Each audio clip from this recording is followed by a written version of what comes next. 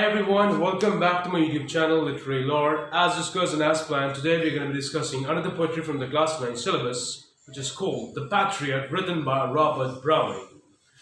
Now, just like William Wordsworth has got a different texture for his poems, which is related to the nature, the beauty of the nature, the good things, all the good things about the nature, and even how we should behave with the nature, and how we can get good things from the nature, all the good vibes, and every single thing which is just related to the nature. So this gives a different texture, a different taste to Wordsworth's poems. Well, just like that, Robert Browning has also got a totally different texture, and that thing is spirituality, religious sentiments, sacrifices, God. Because Robert Browning, mostly he has written all of his poems regarding with religious sentiments, sacrifices, spirituality, and God. So just like that, and talking about this poetry, this poem, The Patriot, is also about sacrifice, about some sort of spirituality as well, we will see at the very end of the poem. And so now talking about this poetry, The Patriot, Browning has shown us the harsh realities which a leader of a revolution or of a war or somewhere where you have to bring enthusiasm to the public and do something good for your nation, for the humanity. That sort of a leader has to meet certain harsh realities, obviously, because when you are in such a field, you should be ready to sacrifice your family, your career, your comfort zone, even your life. Because these revolutions, the good things of that level, they need a lot of things. And once you get it, once you're able to do it, the whole generation is happy. It's a boon for a whole generation. Just like our country, India, has also got some very, very, very many great freedom fighters, leaders like Bhagat Singh and many more, who not only sacrificed their comfort zone, but even their life. And the result, what we today are getting, is freedom for the whole country, for the whole generation, and even the upcoming one as well. So just like that, there are certain times when a leader has to meet certain disheartening moments where he is trying to do, where he's trying hard to put everything for his nation, for the humanity, but certain times because of certain political issues he is taken as a traitor, and then he's dragged towards death. And all those people for whom he was fighting, for whose comfort he was fighting, and for the nation, they think that, oh my God, he's a bloody traitor, that he was told at him, and he's bleeding, and he's dragged towards his death, and people are merrymaking on his death. So this is a very disheartening thing. But true leaders, a true patriot, doesn't lament about this situation, but he says that it's all right, I did what I felt I should be doing. I did what I felt it is right. Now it's their thinking, their politics and all of that stuff. I don't care about it. I did what I had to do, and I'm going to die. I'm going to leave everything on God, and God's going to take care, and God's going to justify, and He's going to judge all the people who's right, who's wrong, including me. So I've got no sadness about what's happening with me. My intentions, my love for my country, for my nation, for my people, for the humanity was unconditional. I didn't want anything. So these are certain sort of feelings. Not thinking it too much. Let's just start with the poetry, line by line, verses, all that stuff. So here it is. The Patriot, written by Robert Browning. It was roses, roses all the way, with mirth mixed in my pot like mad. The house roof seemed to heave and sway. The church spires flamed, such flags they had a year ago on this very day. Here, the very first stanza tells us about that particular leader in this poetry. He has come from certain sort of a victory, or being able to complete a revolution successfully, or he must have had won some sort of election or something, and people are praising him. He's walking from the streets, from the roads, and people from their houses, they're just showering flowers on him, and the merrymaking, they're shouting and giving slogans in favor of the leader. And the churches also, they're just flaming flags as if it's fire. They have put on the flags of victory, flags of happiness, flags of merrymaking. Oh my God, now we are happy, the revolution is completed, the war has won, and the election is successfully won, or anything, something like that. And it's all the just the sort of which we see is here. He's trying to show us everything, like when he was coming, roses and roses all the way. It was also put on the roads, and I was walking on the roses, and the house roofs seemed to be heaved and sway. Everyone was there on, they were on the house roofs. It seemed like, oh, so much happy it might fall, something like that. Just look at the enthusiasm in this, you know. The church spires flamed, such flags they had a year ago on this very day. So all this was happening when? A year ago on this very day. Not today, but a year ago. So he's telling us about his past. Then what happens in the second stanza? Let's see. The air broke into a mist with bells. The old wall rocked with a crowd and cries. And I said, good folks were noise repels, but I give me your son from yonder skies. They had answered, and afterward, what else? I mean, there's a stanza. Let's read it a little bit slowly, and I'll try to make you understand. The air broke into a mist and bells. So he's again continuing what was happening a year ago. The air broke into a mist and bells. So there were bells, there were musics, there were slogans, and all of those good and melodious and enthusiastic thing what a leader wants to get more enthusiasm and more confidence. Oh, the people are with me, so I'm ready to fight. So that sort of a thing. So it was all happening around him a year ago. The old wall rocked with the crowd and cries. So the old wall, there must have been some old wall where people were climbing and standing on it, and it was all just rocked with slogans in the crowds and their cries. It was just shouting, "Oh, all hail to you, all hail to you," or something like that. And then after that, we moving on. Had I said, "Good folks, mere noise rebels, but give me your son from yonder skies," they had answered, and afterward, what else? So he said that they were so much happy. They were so much happy that if I would have had asked something very closest to them, they would have given it to me very easily, and they would have said, "Anything else, sir?" So this was, I mean, like he is saying in this way just because he's trying to show and put emphasis on the feelings of the people, that they were so happy. They were so happy and they were so appreciative about the leader, the poet, the guy who was being praised that time a year ago. And moving on towards the third stanza. Alack, it was I who leaped at the sun to give it my loving friends to keep. Not man could do, have I left undone. And you see my harvest, what I reap. This very day now a year is run. Now we are in this third stanza. Now we can see a little bit of the reality of the present time as well. We can guess it right now.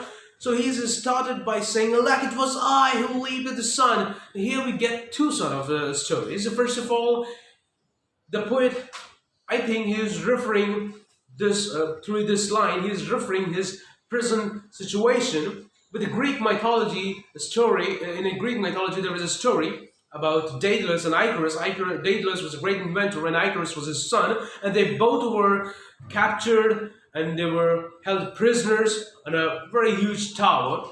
So that story revolves around the escape. So how they just got escaped from that prison. They used wax and the feathers of the bird to fly, and they just had it or wore it or some way, and then they started flying away, and they went away from that tower or that prisoner. So Daedalus was going on properly, but Icarus was too much ambitious in flying, and he went near the sun, and the wax started melting, and he fell down, and he was again in trouble.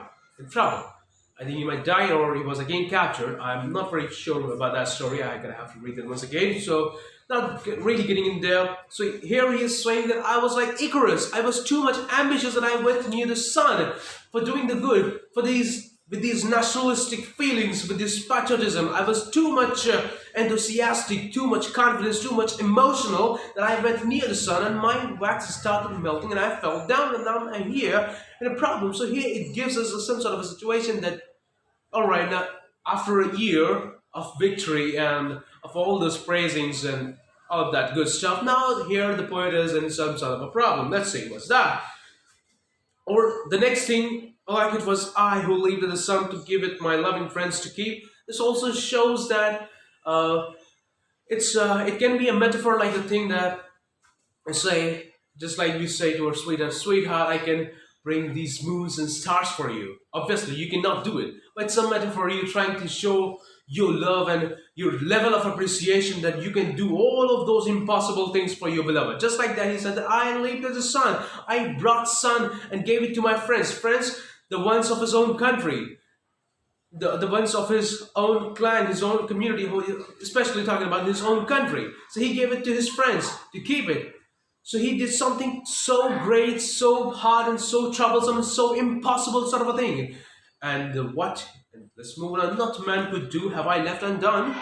And you see my harvest, what I reap this very day, now a year is run. He says that after doing all of that stuff, all of those great things, now you see what is the harvest I'm reaping of all of that stuff.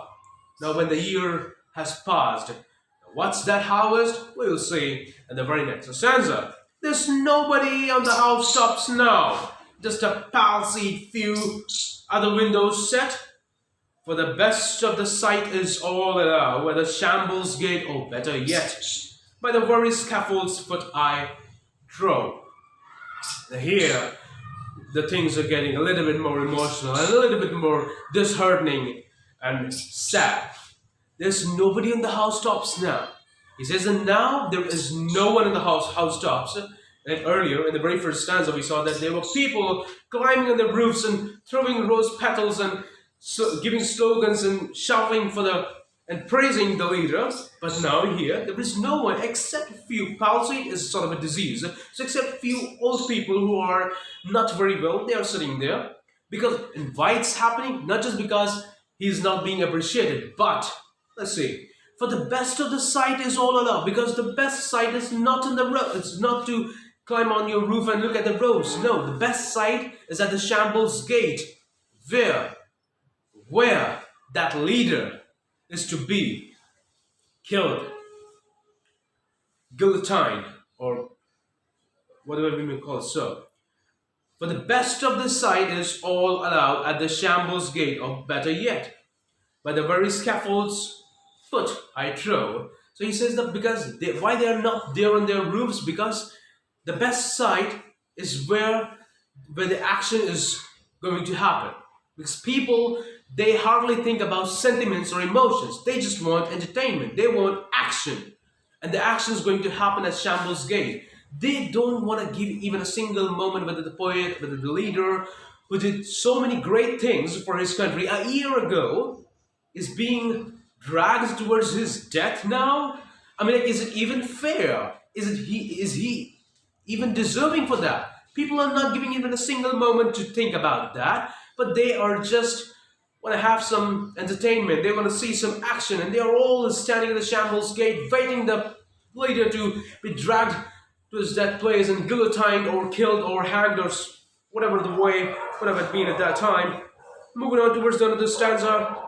I go in the rain, and more than knees, a rope cuts both my wrists behind, and I think by the feel my forehead bleeds. For they fling, whoever has a mind, stones at me for my year's misdeeds. Again, in this stanza, we see the poets, the leaders present a struggle and suffering. I go in the rain. It's raining. It's hurting and it's raining, and he is being dragged. His hands are tied with ropes, and they are just badly, humiliatingly, inhumanly dragging the leader towards the shambles gate where they can crucify him or hang him or cut his head. And they were just doing it so rudely and so harshly that his wrists, they've got cuts and they're bleeding. And not just that, it's not enough.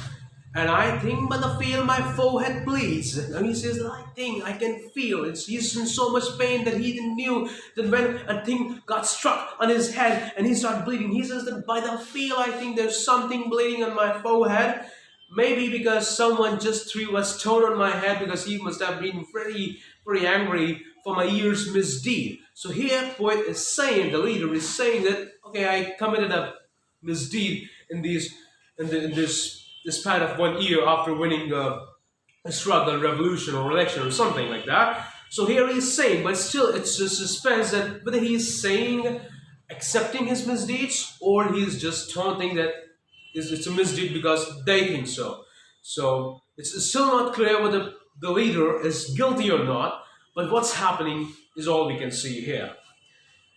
We are moving on towards another stanza, the very last stanza of this poem. Thus I enter and thus I go. In triumphs, people have dropped down dead, paid by the word, what dost thou owe me?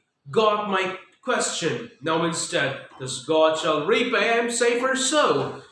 Thus I enter and thus I go. This makes me remember of a quote of Shakespeare that all the world is a stage and all the men and women merely players. They have their exits, they have their entrances. So to somewhere, Browning is also, trying to mix up things just to make it more interesting and more, spicy sort of thing. So he said that I came and I'm going. I took birth in this world, in this country, in this soil, and I'm going to die in this soil, in this country.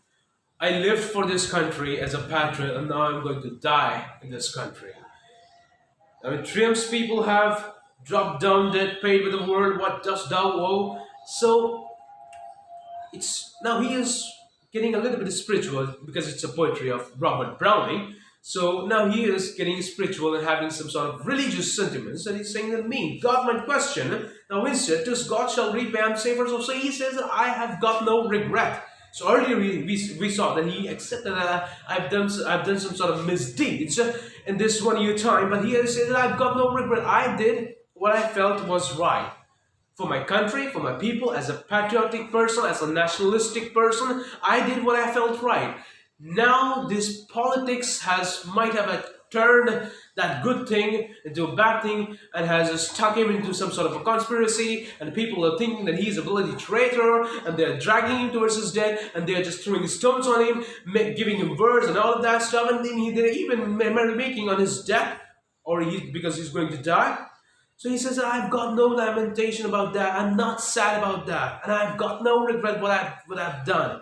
I have done what I felt was right. Now I'll leave rest of the things on God to judge whether I was right or wrong. Even if I was wrong or I did some sort of sins, I feel that this suffering of dragging towards the Shambles gate, getting cutting your wrists, getting stones on your head, and people humiliating you, and you're being dragged in the rain, I think this suffering is just washing my sins. You see this level of spirituality Robert Browning is trying to give us.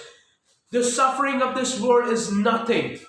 It's just washing your sins. Don't be depressed, being sad. Look at the leader. He's at that level. Everyone for whom he lived, for whom he sacrificed everything, today he is being dragged by them and he is being killed by them. But he is not sad because he says that it might be that my sins are getting washed and now I'm getting to a safer place towards God where I cannot be misjudged, where I cannot be defamed, because it's all pure and it's all clear and it's all real there. So I believe and I leave everything on God. Now God will take care of me. God will take care of all of these people who are misjudging me, and whether I have done right or wrong, or whether what they are doing is right or wrong, he's leaving everything on God. And with this, we end up this poetry, The Patriot.